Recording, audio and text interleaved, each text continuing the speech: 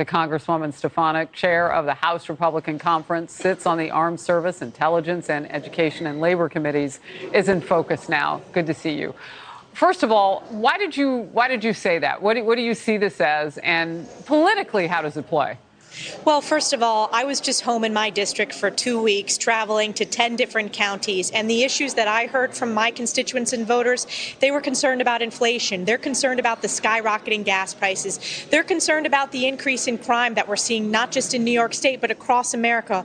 All of these crises are a direct result of Joe Biden and Nancy Pelosi and House Democrats' failed agenda. And what do the Democrats want to talk about? They want to talk about January 6th. But importantly, their committee is not focused on finding out why the Capitol was so ill-prepared, why the Capitol Police were not given the training and resources, why they were at half staff on January 6th. These are important questions that Nancy Pelosi and Democrats don't care about because they kicked off the Republican-appointed members of the committee, which is why it's illegitimate.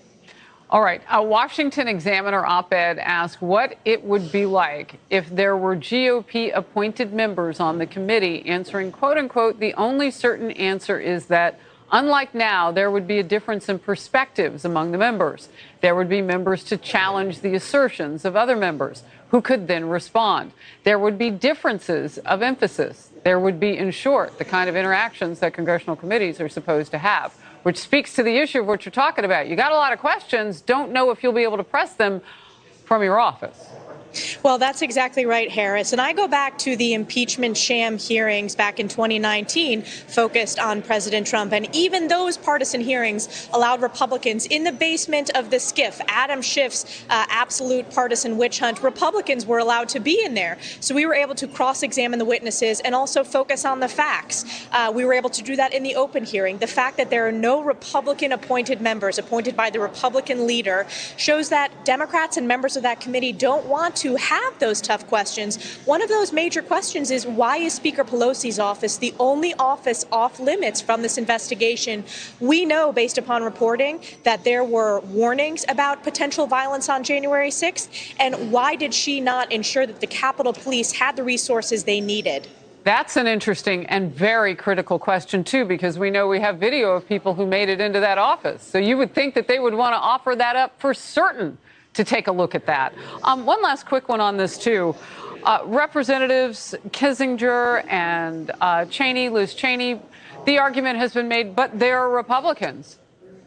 Well, they are Nancy Pelosi's appointees, and everyone across America needs to know that.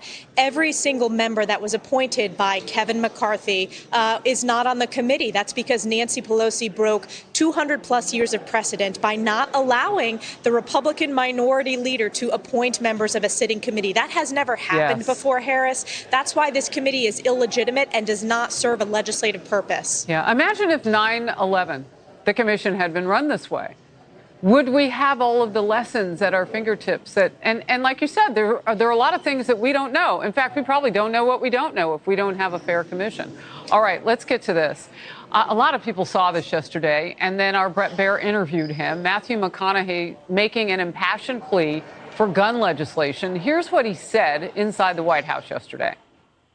We are in a window of opportunity right now that we have not been in before. A window where it seems like real change can happen. We need to restore our American values, and we need responsible gun ownership. Responsible gun ownership. We need background checks. This should not be a partisan issue. Congresswoman, you're introducing a bill to enhance gun safety. Absolutely. My bill provides an incentive in terms of a tax credit for safe gun storage, safe training. I'm a proud lawful gun owner. My husband is a proud lawful gun owner. I represent hundreds of thousands of lawful gun owners in my district. It's important for self-defense. It's important for sportsman activities. It's important for hunting.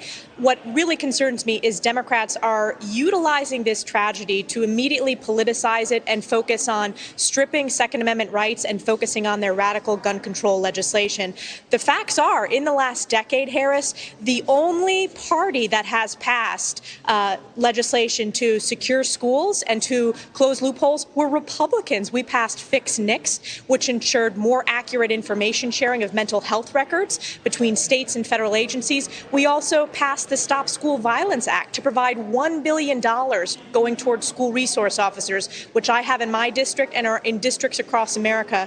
So we've delivered those results. This is the Democrats attempting to politicize this issue while shredding the Constitution. One thing that I'm hearing across parties about Matthew McConaughey's word inside the White House was that line about American values. And I'm not hearing Democrats talk about that today. But if you want to be yoked in a room to talk about some of the same things, my gosh, maybe that would get it there. You've got your bill. Maybe they could start there. America's watching, and I'm really appreciative of you being in focus. Thank you. Thank you, Harris.